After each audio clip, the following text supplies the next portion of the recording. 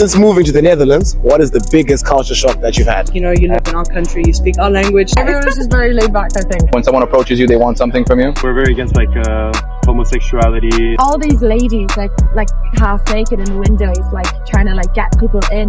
Weed is legalized. It's just so crazy. The Netherlands. Y'all are stinky. Hey guys, what's up? Vague Chronicles here today. And guys, today I'm back with part 2 of the Culture Shocks video, where I'm in The Hague and I'm just going to be going around asking people for their biggest culture shocks after moving to the Netherlands. So stay tuned. And where are you guys from? Argentina. Egypt. I'm from Italy. I'm originally from South Africa, but my heritage is mainly Italian. I'm from Romania originally. From Brazil. From Indonesia, but I lived most of my life in UAE. We're from Ireland. I'm from Serbia. And I'm from Poland. I'm from Manila. I'm from the Philippines. And I'm from the States, from Texas area, California. Cool. So the first question is, what is the biggest culture shock you've had since moving here? So, when I moved from South Africa, I went to Spain, lived there for 5 years. Yeah. And then I moved to Portugal and then to the Netherlands. And I would have to say that, like, most cultural shock is, like, how nice people are here. Because, like, from living in Spain, like, I got the whole time, like, you know, you live in our country, you speak our language type of shit. Then you come here to the Netherlands, you're like, no, it's okay, you don't speak Dutch, it's fine, we'll speak English for you. And that's, like, a really nice thing because it makes people, you know, feel comfortable in their skin and they don't have to really feel like outsiders. Because when I first moved to Spain, I didn't speak any Spanish. And I really felt like an outsider. So coming to the Netherlands was actually really, really nice. So you had to learn Spanish? Yeah, fluently to be able to live there, yeah. Damn. Yeah. And now you've been in the Netherlands for like how long? For over a year and a half. And you haven't felt that pressure as well? No. But the thing is, coming from South Africa, I understand a bit of Afrikaans. So, like, I do understand a bit of Dutch, but it's just, I just can't. I just can't speak Dutch. How, like, for example, Afrikaans and Dutch, how similar is the two? So, Afrikaans is the old Dutch, and Dutch is the new Dutch, obviously. So, if you get, like, someone that speaks Afrikaans and someone that speaks Dutch, they can kind of understand each other, but, like, there's so many different words. But, like, they will get to understand each other. They'll just look at each other like, why are you speaking like that? Just speak normal Dutch. Yeah, it's happened many times, yeah.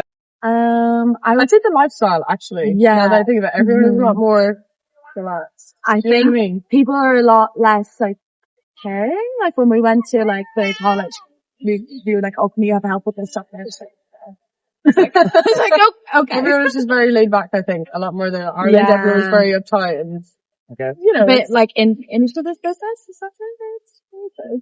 No, that sounds horrible. I don't even know what to say. Not like that. In each other's business. Oh, yeah, people, yeah, I get what you mean. yeah.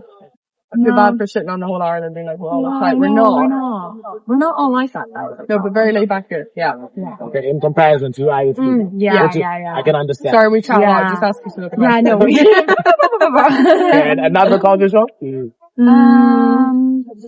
Well, I think we've been legal, yes. Yeah. The red light district in Amsterdam is crazy. We went there like 2 days ago. And I've been there when I was younger, but like obviously didn't like take it all in. That was no. Maybe for the people not watching, not here with us right now. who are watching, but they don't know what the red light district is. Oh, but could you describe it? Explanation of, come on. It's like all these ladies, like half naked in the windows, like trying to like get people in to like. Well, it's basically prostitution, yeah. So it's basically prostitution. But, you know, it's in a very, they've done it in a very kind of, it is quite tasteful, but it's just weird. But the background even, how it's the red lights, I don't know if Ireland once then it's just really prudish. Very much so, yeah. So people are a lot more comfortable in their sexuality, I suppose. Yeah, so, you know, what do you guys think about it? It's just a shock for prostitution is not legal in Ireland? Or it probably goes on, you know, but you know, in the background there's many places, but and the style, love the style. Yeah, culture shock. The style, like the way, the scenery of the city, you know? And what they're wearing. Oh, really? Very well dressed. Very well dressed. Yeah, we think so. Okay. Yeah. That's nice. You're like, really? I don't see the difference because I live here, so. Oh, yeah. True. From us though, culture shock from Ireland to here. Yeah. We literally moved like a week or two ago. I think for me, the biggest culture shock was definitely the street parties. I live in Maastricht, all the way in the south of the Netherlands, and they're really big with Carnival there and King's Day, which is a celebration of the King's birthday, and it's like a major party with lots of Dutch music, and people, like the biggest surprise is like people who are like little kids full-grown adults and just everyone in the streets having a good time. So it's a real thing. And for me, I think it's like just how old certain establishments are. You're like, you can be having like a nice brunch with avocado toast or whatever, and you're like in a 400-year-old building, and that's just ordinary. And that's like floating. But yeah, that's it. Okay, nice. The cold sandwiches, the just cheese and normal bread. That's their normal everyday thing. Okay, let's elaborate a bit more because you said the cold sandwiches. So Yeah, with like cheese. it's just 2 plain pieces of bread and 1 piece of cheese or 2, and that's lunch. Oh, and that's lunch. No, that is not lunch, sir. That's maybe a small snack. Okay. And in Egypt, how different is that? What would you... Well, it really depends, but definitely a warm meal wouldn't be something like that. Maybe a shawarma or. Okay. Yeah. Okay, interesting. And for you? I would say the lack of being able to do anything. Back home is sunny all the time. So you can go outside, do something. There's always an activity, something going on. And here it's like, yeah, there's something on during the summer, but the second the winter comes, the city dies. Yeah, and the summer's 1 month, so... Yeah, so that's also horrible. I don't know. Coming back from UAE, sometimes every weekend I hang out with my friends. Mhm. We go to a restaurant. Some days my friends would pay for all the food. Okay. And some days I would pay for the food. And we chill like that. Let's chill. We all have days where we pay for all the food. But I go to the Netherlands. Yeah. One friend pays. Tikkie. Meneer Tikkie. Fuck that shit. Be nice. It's aight. For the people watching, what's a tikkie? Okay, Tikkie. So basically, what's Tikkie? Oh wait, no. Wait, sorry, I'm lost. Well, Tikkie, when you pay for food in a restaurant, and your friend pays for the whole thing, they're gonna ask you like to pay for your share of food. It's like for what you bought, basically. So like, you have to pay back what you bought for in the restaurant. Okay, I get you. So like, it's more like a payment request. Yeah, it's a payment request, but like coming from UAE, Yeah, I can imagine. It's like we're fine with paying each other's food. Mm-hmm. Some days people will pay for this, some days people pay for that. That's fine. Okay. We all got like a rotation of who's paying shit. That's chill. But in Netherlands, y'all are stinky. Y'all fucked up. I don't know. Y'all pay like Tikkie. So it's fine. I get the what's the word? I get the sense behind it. But don't force it, I'm going to say the first culture shock that I noticed when I came here was the way people approach each other here. Because, for example, back home, when someone approaches you, they want something from you most of the times. Yeah. Here, for example, when you go to a party or something, or you're clubbing, people just come up to you, they start striking up conversation. So it's much more free-flowing. Okay. That's, I'd say, the first thing that I noticed. And I'd say it's nice because you get to interact more with the culture and also the people that are here. Okay. So, Sounds interesting, though. I didn't think, I never actually thought about something like that. Yeah, people are much more open here, I feel like. Also, it's an international environment, so people have different mindsets, I guess. Cool. And do you have any other culture shocks, or? I'd say it goes more towards like the older generations of Dutch people. Like, for example, I've also worked here, so when you deal with customers that are older, I feel like if you try to speak their language a little bit, they're much more interactive with you, especially because they see that you're trying, So even if you say like, oh yeah, ik spreek een beetje Nederlands, like I speak a little Dutch, they're much more open with you, If you just hit them with the, oh, I don't speak Dutch, then they're going to be like, yeah, they're much more closed off, So if they see that you're trying, they appreciate it, which is it's nice. I mean, I'd say definitely in Poland there's a big culture of like drinking, so it's kind of crazy that here it's less about the drinking and more about smoking, because there's obviously weed is legalized, which is so crazy compared to Poland.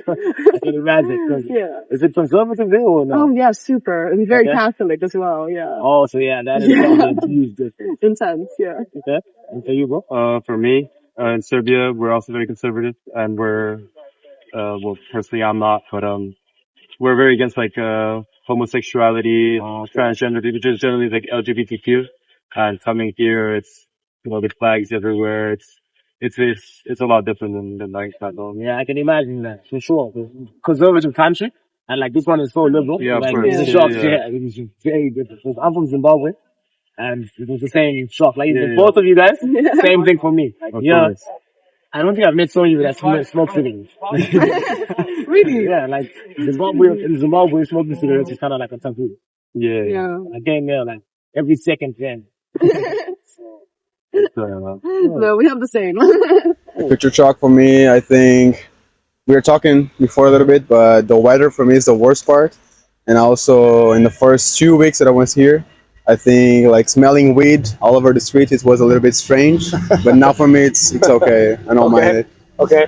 And like your experience with, I know the weather, it just changes all the time. Yeah. But your experience with weed, like in Brazil, right? Yeah. What's it like there? Is it like legal? Is it like, maybe elaborate for people? No, Brazil is not legal, but it's quite easy to get it because everybody smokes in Brazil. But like it's not common to you to go into a park and smell it, the weed. But here, if you go to Amsterdam Park, you're going to smell it here and then also on the street. So that's the difference, I think.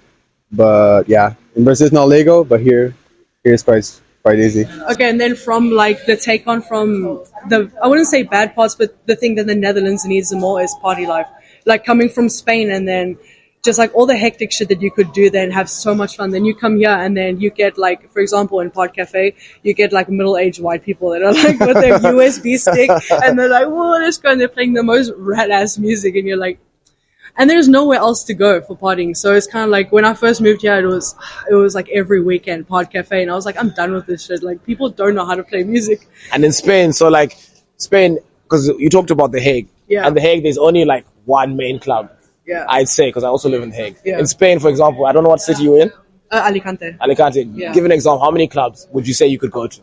The ones that I would go mainly on like Saturday, I would go for 2 years straight, every Saturday and Sunday, never got bored of it. It was maybe like 3 clubs. Okay. We would start off the nights until like 3 p.m. and then we would go to, so there's like a pier there and they would have more clubs and we would go there until like 7, 8 in the morning. And then we would go for churros after, and that's like every single weekend, and it was the fucking best. The weather, you can see, it's not the greatest. It's definitely not the greatest. A big change, but you gotta move on. Okay. There's ups and downs. Okay. I believe the Netherlands have lots of opportunities, so take them into consideration. Cool. So maybe you can elaborate on the weather, because that's a huge statement. You know, like yeah.